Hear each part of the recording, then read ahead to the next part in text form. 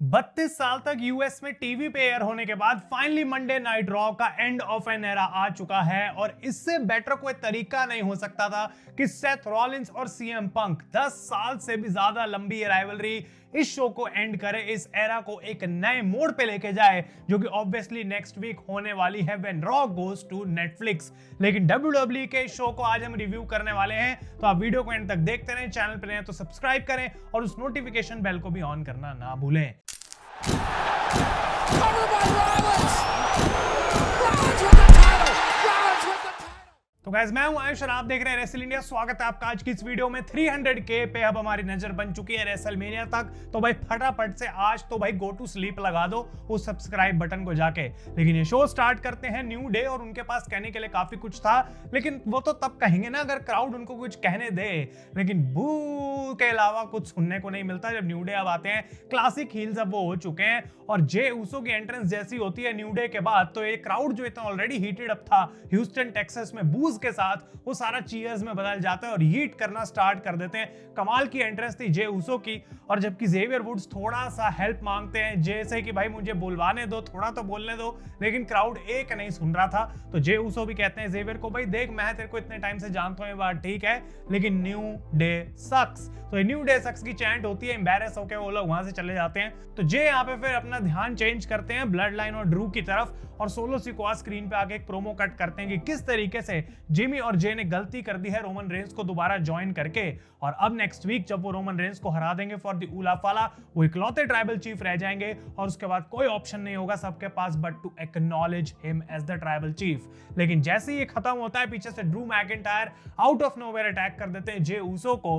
और जबकि Jey Uso को थोड़ा बहुत अपर हैंड मिलता है, ड्रू एक ग्लासगो किस लगा देते हैं, सिक्योरिटी इनको सेपरेट करती है फाइनली, और ड्रू अपना एग्जिट कर रहे थे लेकिन भागते हुए रिंग में वापस आते हैं और एक क्लेमोर किक लगा देते हैं जे के ऊपर। तो जबकि एडम पीयर्स ड्रू मैकिंटायर को बाहर निकाल देते हैं अरीना से, इसके बाद जे ऊसो को उन्होंने एक मैच भी दे दिया है और रॉ नेटफ्लिक्स के डेब्यू में हमें Drew McIntyre versus Jey Uso का मैच देखने को मिलेगा। ओवरऑल ये जो स्टार्टिंग के कुछ मिनट्स थे मंडे नाइट रॉ के, बहुत मजा आया भाई यहाँ पे इसको देख के। इसके बाद चैड गेबल और ओटिस का ये मैच हुआ और भाई what a match. American made alpha academy यहाँ पे रिंग साइड पे थे और अमेरिकन मेड ने हर वो कोशिश करी चैड गेबल की मदद करने की ताकि वो इस मैच को जीत सकें, लेकिन ओटिस के करियर का विदाउट अ डाउट ये बेस्ट मैच था। और हम बोल रहे थे कि भाई डब्ल्यूडब्ल्यूई ने इसको मौके को पहले छोड़ दिया था, और आज पता लगा कि भाई उस मौके को सही टाइम पे अगर ले लेते तो कितनी कमाल की भी फ्यूड बन सकती थी। अनबिलीवेबल ओपनर था यहाँ पे चैड गेबल की तरफ से, जो एंकल लॉक ओटिस ने भी अपनी लगा के रखी, आज गेबल को मुश्किल में डाला। वैसी चीजें देखने को इतनी मिलती नहीं है। गेबल ने सुप्लेक्स लगाई ओटिस को, लेकिन फाइनली वो टैप आउट कर देते हैं और चैड गेबल इस मैच को जीत जाते हैं। बहुत सारी इंटरफेरेंसेस और अलग अलग तरीके की डिस्ट्रैक्शंस लगी यहाँ पे चैड गेबल की तरफ से, तभी वो आज इस मैच को जीत पाए हैं। लेकिन बहुत एंटरटेनिंग मैच था। पीट डन अपने मैच से पहले R-Truth को अटैक कर देते हैं और उनका यहाँ पे एक ही चीज कहने का मतलब था, आई एम नोबडीज बुच। तो भाई इतना ही हुआ यहाँ पे, पीट डन को लड़ने का कोई मतलब था नहीं। इंटरकॉन्टिनेंटल चैंपियनशिप विमेंस टूर्नामेंट का पहला सेमीफाइनल जहां डकोटा काय ने हरा दिया जोई स्टार्क को, ये भी काफी डिसेंट मैच था और डकोटा काय फाइनल्स में पहुंच चुकी हैं और उनके पास ऑप्शन था अपने खुद के डैमेज कंट्रोल पार्टनर इयो स्काई से लड़ने का, जिनका मैच हो रहा था यहाँ पे लायरा वेल्कीरिया के साथ।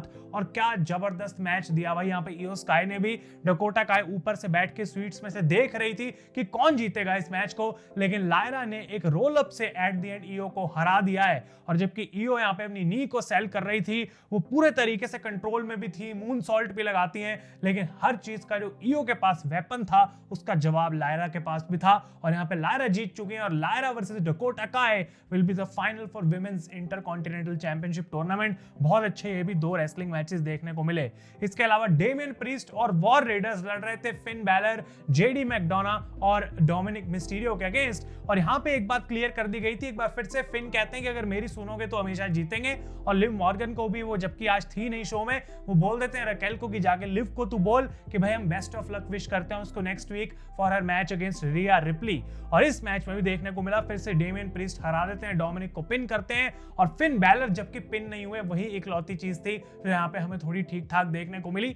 मैच के बाद फिन बैलर अपना अटैक कंटिन्यू करना चाहते थे और डेमियन प्रीस्ट को डिस्ट्रॉय करना चाहते थे, लेकिन वॉर रेडर्स वहां पे वापस आ जाते हैं रिंग के अंदर और फिन बैलर का वो प्लान थोड़ा जो यहाँ पे वो फेल हो गया। इसके बाद रिंग में आते हैं लुडविग काइजर और वो ब्रॉन ब्रेकर को कॉल आउट करने वाले थे, खुद को वो A+ यूरोपियन एक्सीलेंस बुलाते हैं, लेकिन ब्रॉन ब्रेकर की जगह शेमस का रिटर्न देखने को मिला, ऑब्वियसली जिनको लुडविग काइजर ने ही इंजर्ड किया था। और यहाँ पे आके वो अटैक करते हैं, लुडविग काइजर को ब्रोक किक लगाते हैं और उन्होंने एक स्टेटमेंट यहाँ पे अपनी रिटर्न किया है ऑन मंडे नाइट रॉ। ये भी काफी डिसेंट था गाइस।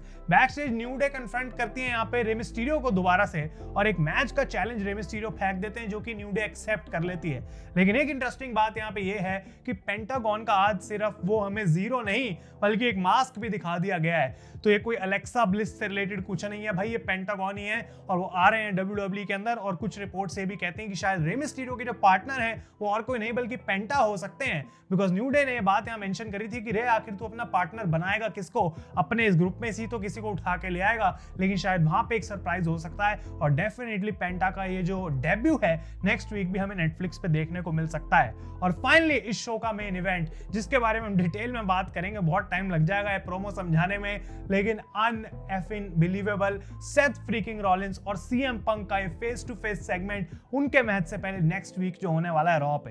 और यहाँ पे सेथ रॉलिंस सबसे पहले रिंग में आते हैं और वो अपने आप को बुलाते हैं the real best in the world और वर्सेस होने वाले हैं उनके self proclaim best in the world CM पंक। वो कहते हैं नेक्स्ट वीक से लेके हर हफ्ते उसके अगले हफ्ते मैं मंडे नाइट रॉ पे आऊंगा, लेकिन जब CM पंक के हिसाब से चीजें नहीं होंगी वो अपनी बॉल्स लेके वापस घर चला जाएगा जैसे वो हमेशा करता है। CM पंक आते हैं रिंग के अंदर और वो सबसे पहले बात उठाते हैं कि ये बॉल्स जो है ना उठा के घर जाने वाली बात, ये सबसे कॉमन लाइन हो गई है जो लोग मुझे अब बोलते हैं। इसको सुन के मुझे कोई फर्क नहीं पड़ता, क्या स्टोन कोल्ड स्टीव ऑस्टिन एक पॉइंट पे अपनी बॉल्स लेके घर चला गया था? तेरी वाइफ इतने टाइम से यहाँ पे बेकी मुझे दिखी नहीं है, क्या वो अपनी बॉल लेके घर चली गई है? वो बोलते हैं यहाँ पे सेथ को कि हमने कुछ ऐसे डिसीजंस लिए लाइफ में अपने करियर में जिसको हम बिल्कुल भी रिग्रेट नहीं करते।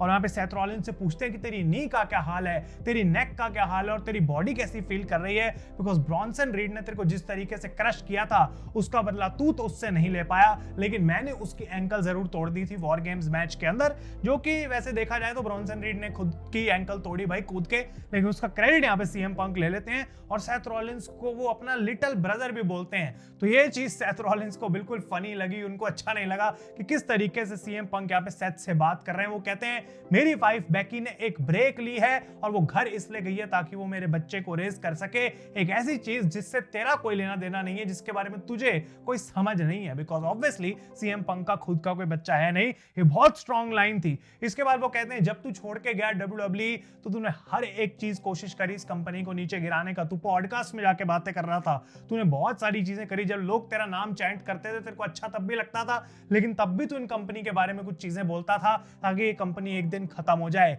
लेकिन जब वो काम तेरे नहीं हो पाए, जब वो चीजें करके इस कंपनी का कुछ बुरा तू नहीं कर पाया, तो तूने क्या किया, एक बहुत बड़ा पीस ऑफ कैश चंक उठा लिया और तू चला गया कंपटीशन के पास। और ये तो सबको पता है ना पंक कि वो चीज तेरे लिए कैसे टर्न आउट करी। तो क्लियरली AEW की जो रेफरेंस थी यहाँ पे हमें सुनने को मिली।